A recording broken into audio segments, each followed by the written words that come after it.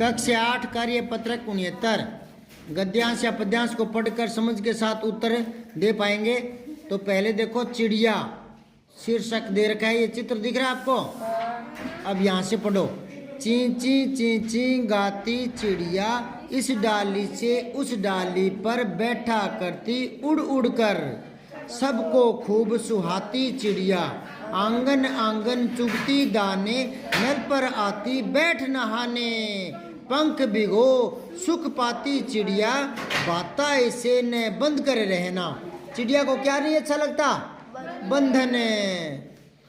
जाना हरदम खुलकर उड़ना, मुक्ति मंत्र सिखलाती चिड़िया। मुक्ति मंत्र मतलब आजादी का मंत्र। चिड़िया आजाद रहना चाहती है। क्या रहना चाहती है? उसे क्या नहीं अच्छा लगता? बंधन। और वो नल पर क्या करती है? नहाने जाती है। अब देखो चिड़िया को कुछ करके खुशी मिलती है। कविता से उन पंक्तियों को चुनकर लिखो जो चिड़िया को खुश बताती है। ऐसी पंक्ति बताओ जिसमें आपको लगे कि चिड़िया खुश है।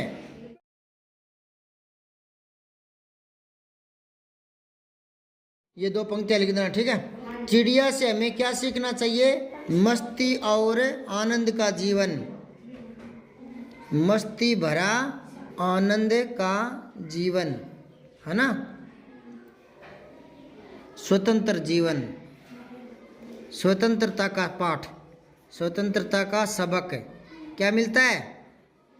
ठीक है। फिर है चिड़िया कभी बंधन में नहीं रहती, यह बताने वाली पंक्ति चुनकर लिखो। तो यही तो है ना, बाता इसे न बंधन बंद कर रहना, बाता इसे न बंद कर रहना, ये ठीक है। लिख दोगे ये लाइन यहाँ। फिर है चिड़िया को लेकर कई सारी कविताएं कहानियाँ मशहूर है। तुम्हें जो अच्छी लगती है उसके कुछ अंश यहाँ लिखिए, अपनी कॉपी में भी लिखिए। चिड़िया पर कोई लिखा है? कोई चिड़िया बीज उठाकर उड़ती उड़ती गई डाल पर, मिट्टी को वह खूब दबाती, है ना। इस तरह की एक कविता थी।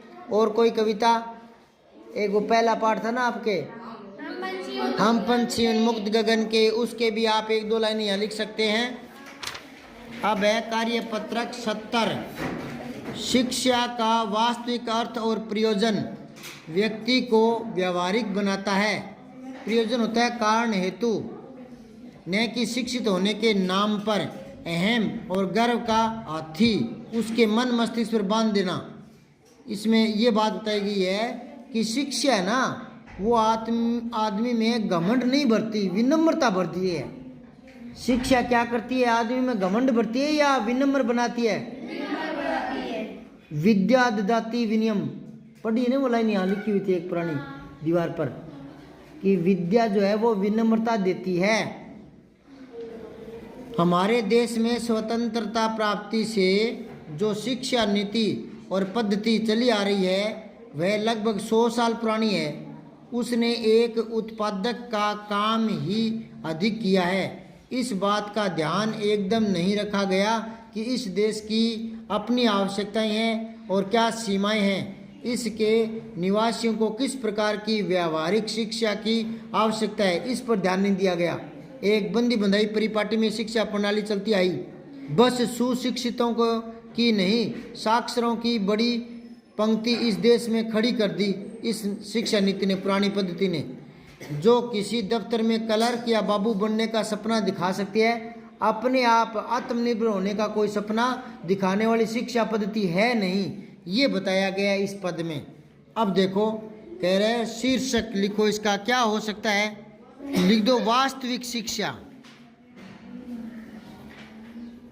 वास्तविक शिक्षा, इसी पर चर्चा हो रही है, ठीक है।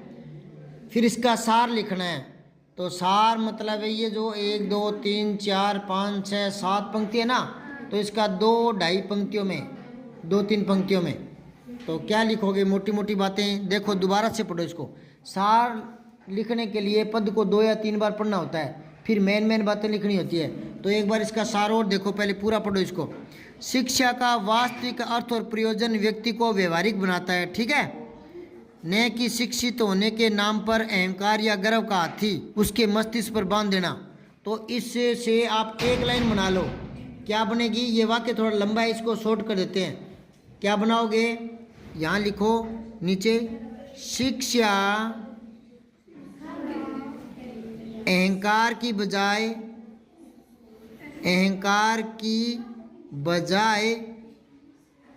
शिक्षा अहंकार की बजाय विनम्रता सिखाती है।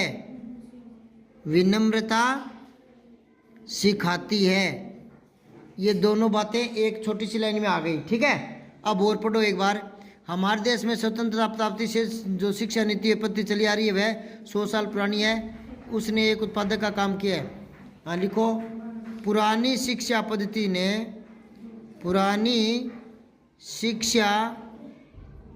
ने स्वरोजगार को बढ़ावा नहीं दिया। पुरानी शिक्षा पद्धति ने स्वरोजगार को बढ़ावा नहीं दिया, केवल क्लर्क या बाबू बनने का सपना दिखाया है। केवल क्लर्क और बाबू बनने का सपना दिखाया है। बाबू बनने का ही सपना दिखाया है। ठीक है, ये 3 लाइन आ गई। अब आगे देखो, भारत एक महान देश है। उत्तर दिशा में हिमालय पर्वत भारत की ऊंचाई प्रकट करता है। इससे निकलने वाली गंगा, यमुना आदि नदियां भारत भूमि को जलदान करती है। खेती सोना उगलती है।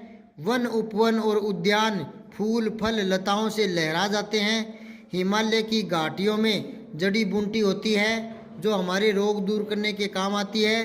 भारत की भांति ही हिमालय विशाल है, अटल है और अमर है। हिमालय भारत का एक पर्वत नहीं, स्वयं भारतीय है। हम सब उसके ऋणी हैं। अब यहाँ इसका शीर्षक देना है, तो लिखो हिमालय पर्वत। हिमालय पर्वत की विशालता, यूं कर दो चलो। ठीक है, या यूं भी लिख सकते हो, हिमालय का ऋण। हिमालय का ऋण, या लिख सकते हो हिमालय का उपकार। हिमालय का उपकार भी लिख सकते हो। ठीक है ना। देखो, महान भारत तो आपने बोल तो दिया यहाँ देख करके, पर यहाँ बात ज़्यादा भारत को महान दिखाने की नहीं है, हिमालय पर बात आकर टिक गई। ठीक है ना, यूं तो हिमालय का उपकार लिख सकते हो, क्योंकि नदियाँ यहाँ से निकलती है, उसी की बात है ना। अब सार लिखना है इसका, तो क्या लिखोगे? अटल हिमालय भारत के ताज रूप में है। ताज रूप में है। इसी से हमें नदियाँ, जड़ी बूटियाँ आदि मिलती है। अरे इतना बहुत है, मेन बातें आगे सारी यही है।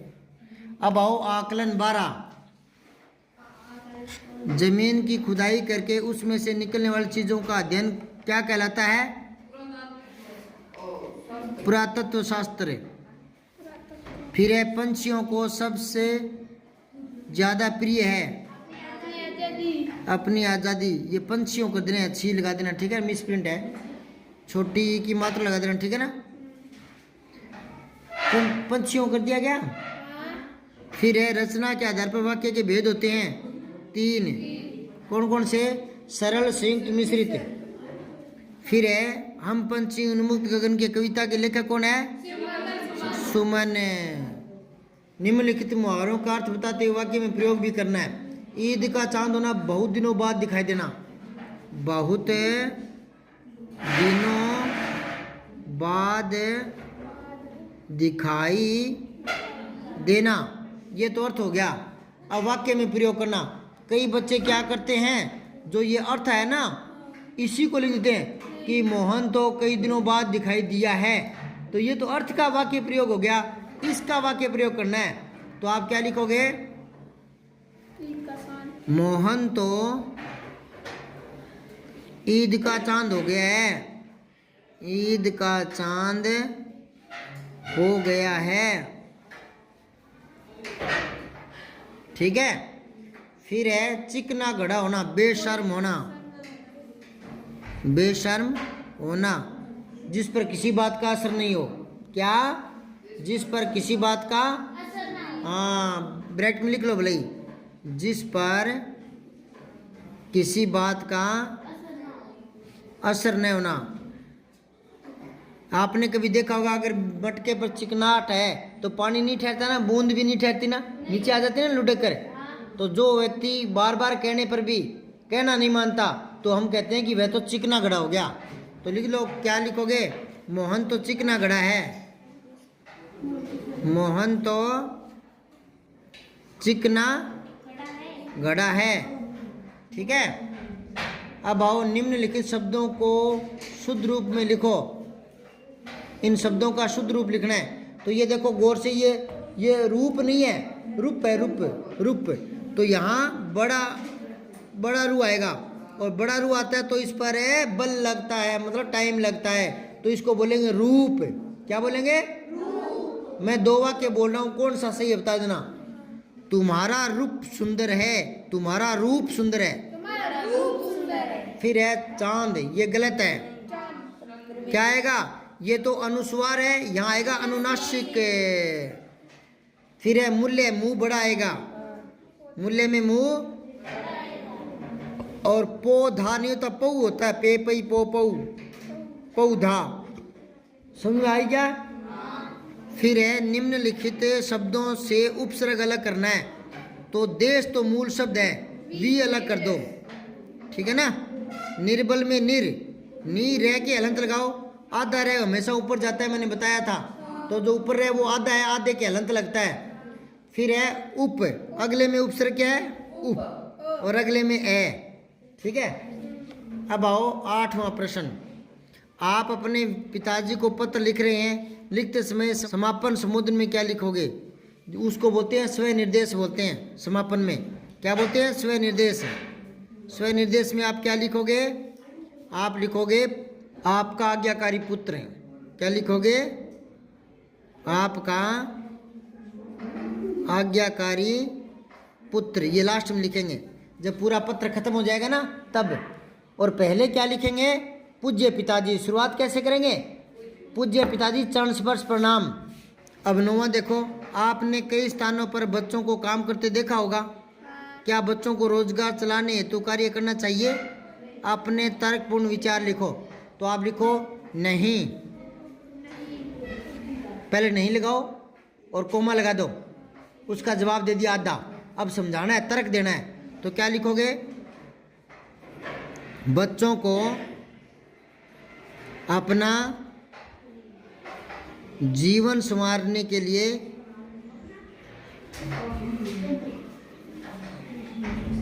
विद्या अध्ययन करना चाहिए। विद्या अध्ययन करना चाहिए। पढ़ाई सबसे ज़्यादा जरूरी है, पढ़ाई सबसे। हाँ। अपने पिताजी का जीवन परिचय लिखिए।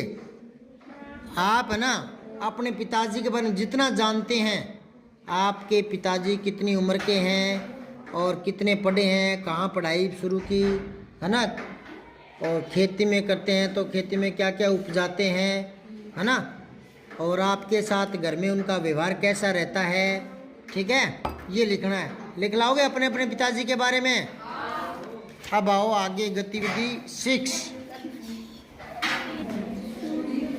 आइए हम एक मजेदार खेल खेलते हैं। खेल में रेखाएं खींचनी होती है। एक शब्द से दूसरे शब्द को मिलाते समय हम पहले खींची गई रेखा के ऊपर से पेंसिल को गुजारेंगे नहीं। आप स्वयं भी इस खेल को खेल सकते हैं, साथियों के साथ भी खेल सकते हैं, अथवा शिक्षक के निर्देशन में भी खेल सकते हैं। खेलना हम किसी भी शब्द से शुरू कर सकते हैं। खेलना कुछ इस तरह शुरू करेंगे जैसे लड़की एक वचन है, इसे बहुवचन में मिलाएंगे बहुवचन से, अथवा बीकानेर शब्द संज्ञा है तो दूसरी संज्ञा शब्द से इसको मिलाएंगे। जीतने पर आप स्वयं को 10 में से 10 नंबर दे सकते हैं खुद ही। तो आप ये नीचे नंबर लिखने हैं, कितने बनेंगे। तो मैं क्या है बेटा, ये सर्वनाम है और एक वचन है, इसको हमसे मिलाओ। कैसे मिलाओगे, कटना नहीं चाहिए, कोई अक्षर है तो ऊपर से यहाँ से गोला करो और यूं लाओ और यूं लाओ और लड़की के पास से यहाँ ले आओ। हम कर दिया। गाना, गाना को किससे मिलाओगे, गाना को हंसना, क्योंकि गाना क्रिया है और हंसना से मिला दोगे। ठीक है, मिलाओ, खेलो इसके साथ।